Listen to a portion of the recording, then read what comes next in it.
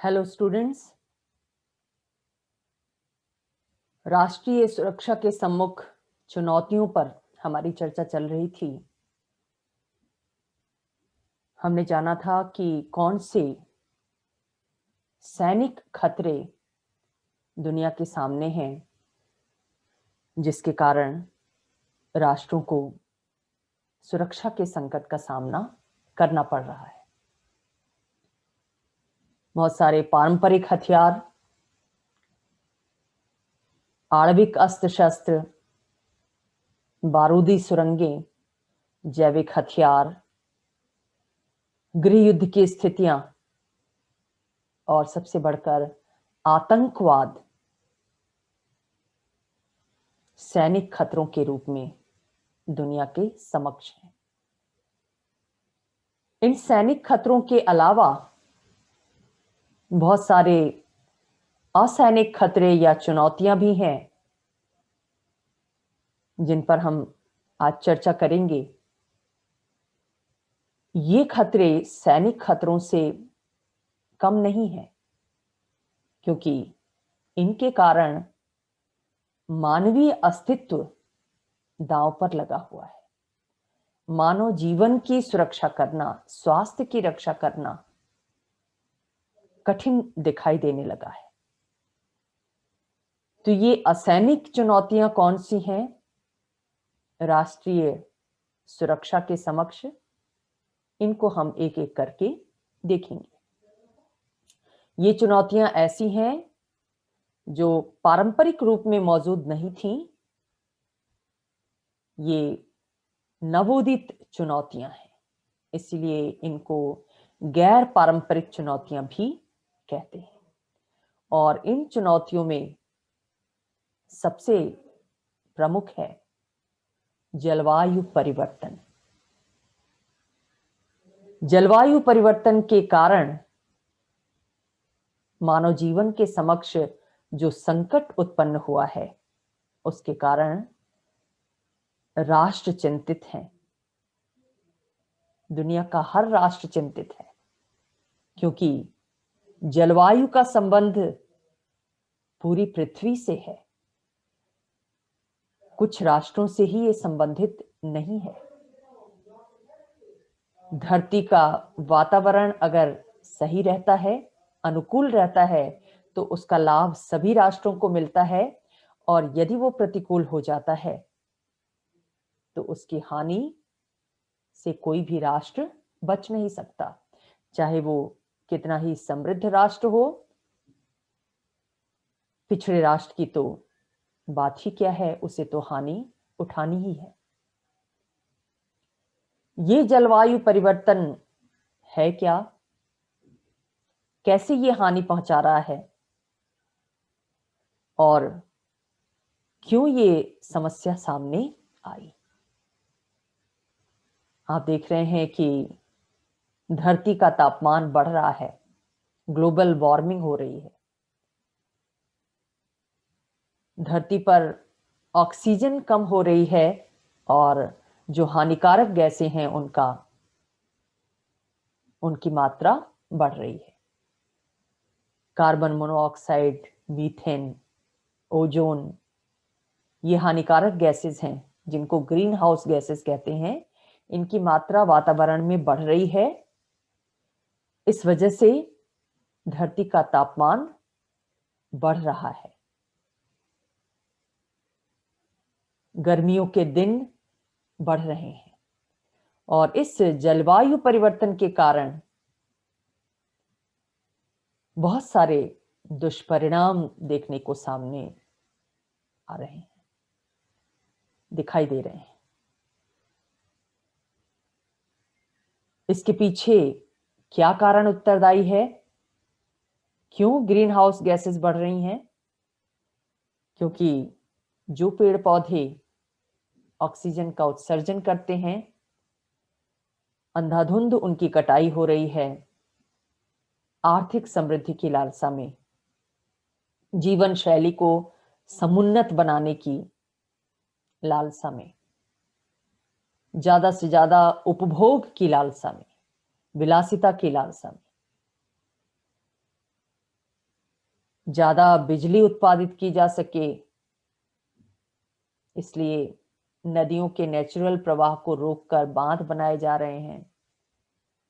उपभोग की वस्तुओं को निर्मित करने के लिए बड़े बड़े औद्योगिक कल कारखाने स्थापित किए गए हैं, जिनसे जो कचरा निकलता है वो औद्योगिक कचरा न केवल जमीन को प्रदूषित करता है, मिट्टी को प्रदूषित करता है, जल को प्रदूषित करता है, बल्कि एयर को भी प्रदूषित करता है। तो ये सब मिलकर जलवायु परिवर्तन और ग्लोबल वार्मिंग का कारण बन रहे हैं।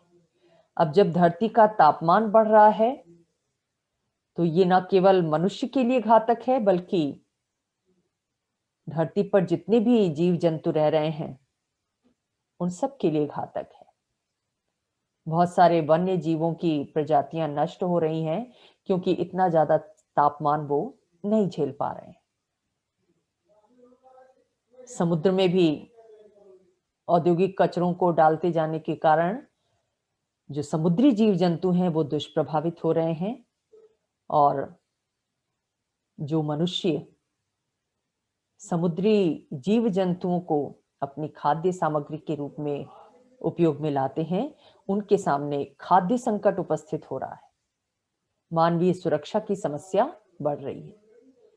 जलवायु परिवर्तन के कारण ही धरती पर मरुस्थल बढ़ रहे हैं, यानी जमीन की उर्वरता कम हो रही है, जिसके कारण फसलों का उत्पादन कम हो रहा है, और उत्पादन कम होने के कारण वहां खाद्यान्न की समस्या निकट भविष्य में उत्पन्न हो सकती है। आप देख रहे हैं कि अफ्रीका के बहुत सारे देश व्यापक सूखे की चपेट में हैं। इंडोनेशिया के वनों में जो आग लगती है उसकी वजह से आसपास के प्रदेशों में रहने वाले लोगों का जीवन खतरे में पड़ जाता है। ग्लेशियर्स की बर्फ पिघल रही है ग्लोबल वार्मिंग के कारण।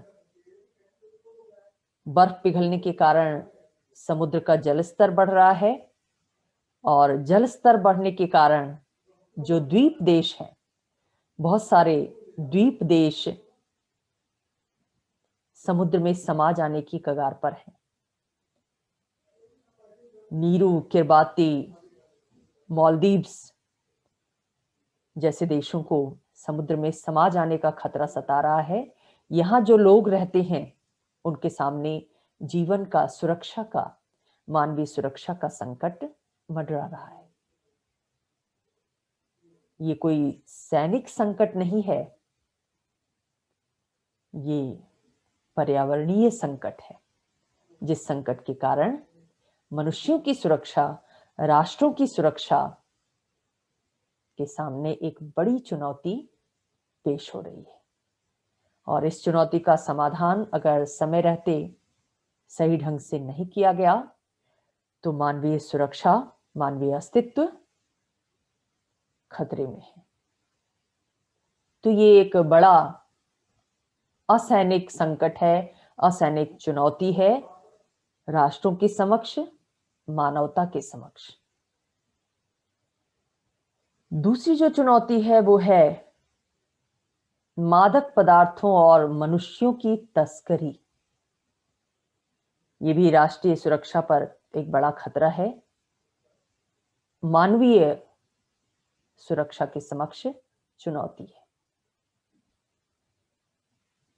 मादक द्रव्यों की तस्करी ऐसी हो रही है कि दुनिया का हर देश अपने आप को असुरक्षित महसूस कर रहा है, क्योंकि इन मादक पदार्थों की सप्लाई करके वहां की जनसंख्या को, खासतौर से युवा वर्ग को बरगलाया जाता है। उसके अंदर जो प्रतिभाएं हैं उन प्रतिभाओं को समय से पहले ही कुंठित कर दिया जाता है, इन मादक पदार्थों के नशे में सुला दिया जाता है। ऐसा माना जाता है कि 90 के दशक के अंत तक अफगानिस्तान जैसे देश में विश्व की 80% अवैध अफीम का उत्पादन होता है, और ये दुनिया के विभिन्न देशों को इसकी आपूर्ति करता है। उसकी आबादी का लगभग 7% भाग अफीम की खेती में संलग्न है। ये अफीम हेरोइन का स्रोत है, जिस हीरोइन के सेवन से दुनिया के अनेक युवा भटक रहे हैं, उनका जीवन कुंठित हो रहा है। जो संभावना है उनके अंदर वो विलुप्त हो रही है। उनका स्वास्थ्य संकट की स्थिति में है।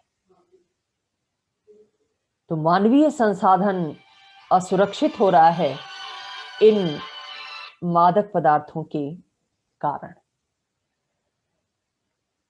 मादक पदार्थों के कारण कई अन्य अपराधों और संघर्षों को भी बढ़ावा मिल रहा है। हम सब जानते हैं कि विभिन्न देशों में जो विद्रोही गुट हैं, जो अशांति का प्रयास करते हैं, वो अपने विद्रोह को संचालित करने के लिए जो पैसा उन्हें चाहिए, उस पैसे को वो इन्हीं मादक पदार्थों की तस्करी के माध्यम से जुटाते हैं। मादक पदार्थों के साथ साथ बच्चों और महिलाओं की तस्करी भी एक अलग समस्या है। मानव तस्करी क्यों की जाती है? मनुष्य को अच्छे भविष्य का लालच देकर महिलाओं को और बच्चों को दूसरे देशों में भेजा जाता है और वहां फिर उनके श्रम का शोषण किया जाता है, यौन शोषण किया जाता है और इस तरह अपने निहित स्वार्थ की पूर्ति की जाती है। तो इस तरह की मानवीय तस्करी के कारण न केवल मनुष्य का शोषण हो रहा है, बल्कि उसका गरिमापूर्ण मानवीय जीवन पूरी तरह संकट में है। तो ये भी एक बड़ी असैनिक चुनौती है जिसका सामना विभिन्न राष्ट्रों को करना पड़ रहा है। खासतौर से जो विकासशील राष्ट्र हैं, जो पिछड़े हुए राष्ट्र हैं, उनको इस संकट का सामना कहीं ज्यादा करना पड़ रहा है। उनकी मानवीय सुरक्षा संकट में है। तीसरी एक बड़ी असैनिक चुनौती आर्थिक और वित्तीय स्थिरता से संबंधित है। अर्थव्यवस्था जीवन का आधार है, राजनीतिक व्यवस्था का आधार है, हमारी सभी मानवीय गतिविधियों का आधार है। और 90 के दशक में हम ये देखते हैं कि दुनिया भर की अर्थव्यवस्था का संचालन वैश्वीकरण और उदारीकरण की नीतियों के अनुसार किया जा रहा है, जिसके अंतर्गत पूरी दुनिया का बाजार दुनिया के सभी देशों के लिए खोल दिया गया है। अंतर्राष्ट्रीय स्तर पर दो ऐसी संस्थाएं कार्य कर रही हैं, अंतर्राष्ट्रीय मुद्रा कोष और विश्व बैंक। ये दोनों संस्थाएं ही दुनिया की आर्थिक नीति तैयार करती हैं और वैश्वीकरण की नीति को भी इन्होंने ही तैयार किया है। डंकल प्रपोजल आया था 90s के दशक में, आपको याद होगा। तो ये जो उदारीकरण की आर्थिक नीति अपनाई गई, वैश्वीकरण की नीति अपनाई गई, इसके पीछे दलील तो ये दी गई कि इससे दुनिया भर के राष्ट्रों की गरीबी दूर होगी, उनकी जनसंख्या का विकास होगा, मानव विकास होगा।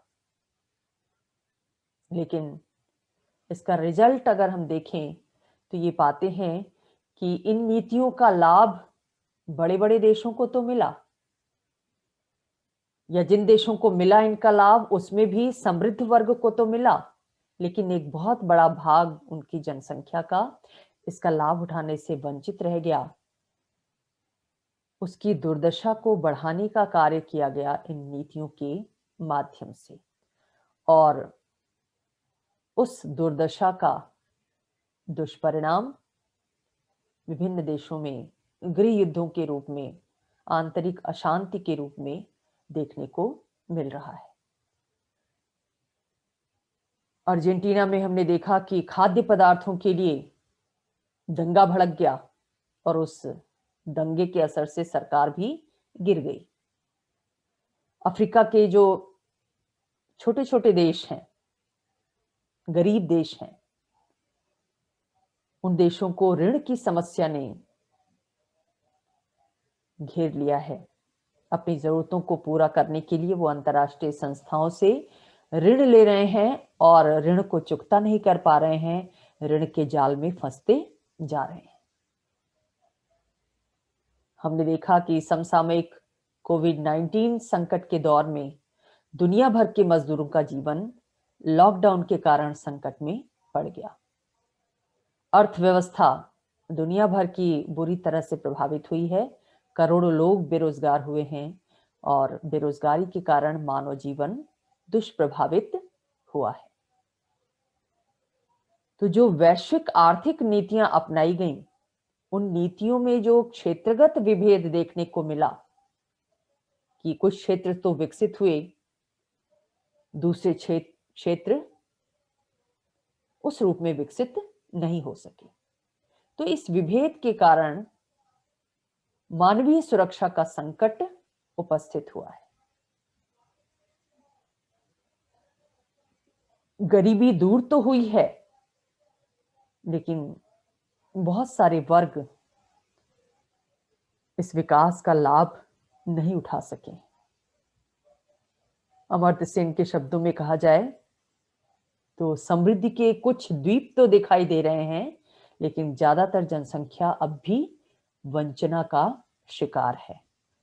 तो इस विभेदपूर्ण आर्थिक नीति, वैश्विक आर्थिक नीति के कारण राष्ट्रों की आर्थिक साख, आर्थिक सुरक्षा, वित्तीय स्थिरता संकट की स्थिति में है और वित्तीय संकट के कारण मानवीय जीवन की सुरक्षा भी संकट में है।